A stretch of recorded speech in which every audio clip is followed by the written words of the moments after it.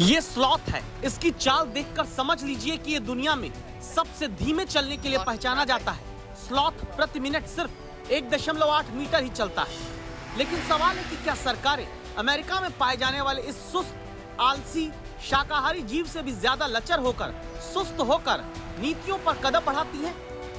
खरगोश और कछुए की कहानी पढ़ते हुए आप बड़े हुए होंगे। कहानी का संदेश भूलकर ये सोचिए कि कहा जाता है कछुआ अपनी सुस्त चाल के कारण 15 मिनट में 100 मीटर चल पाता है। लेकिन आज का दस्तक देता सवाल जनता का ये है कि क्या हमारे देश में सरकार की फैसला लेने की गति कछुए से भी ज्यादा धीमी है?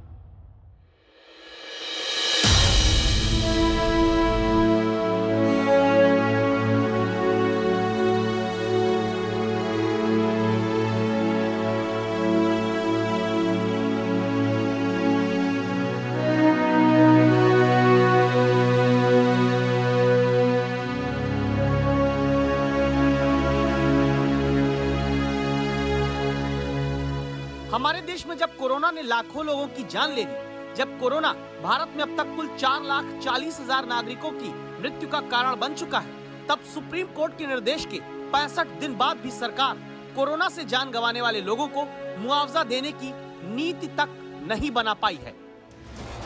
जिस देश में सत्ता हासिल करने वाला दल चुनाव जीतने के लिए 1,141 करोड़ रुपए प्रचार में खर्च कर देता है और जहां सबसे पुरानी पार्टी लगातार चुनाव हारते हुए भी सत्ता की चाहत में प्रचार में 626 करोड़ रुपए खर्च करती है, उस देश में कोरोना से जान गंवाने वाले लोगों के घर वालों की आर्थिक मदद के लिए मुआवजा देने को सुप्रीम कोर्ट के निर्देश के बावजूद 9 हफ्ते बीत जाते हैं, लेकिन केंद्र सरकार कोरोना से जान गंवाने वालों को डेथ ड्यू टू कोरोना लिखे जाने वाला डेथ सर्टिफिकेट देने और मरने वालों के परिजनों को मदद राशि मुआवजा कैसे देना है, इसकी नीति क्या होगी तय नहीं कर पाती।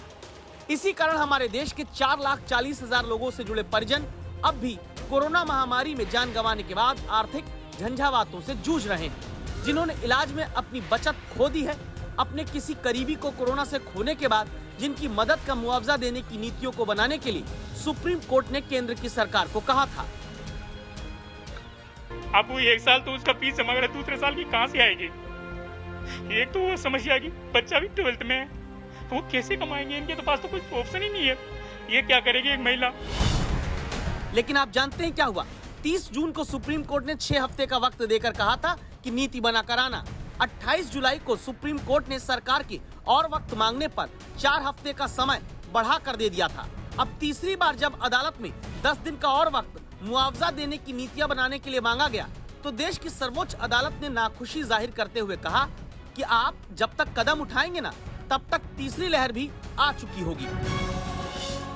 तो सवाल है सीधा सा कि कोरोना से जान गंवाने वाले लोगों को क्या सिर्फ जुबानी श्रद्धांजलि देकर सरकारें काम चलाना चाहती हैं? अगर नहीं, तो क्या अब 11 सितंबर तक यानी अगली तारीख तक देश में कोरोना संक्रमण से जान गंवाने वाले लोगों के घर वालों को मुआवजा देने की नीति सरकार सुप्रीम कोर्ट में लाएगी, या फिर मोहलत और दिनों की मांग कर मदद को टरकाया जाएगा? संजय शर्मा, दिल्ली आज तक।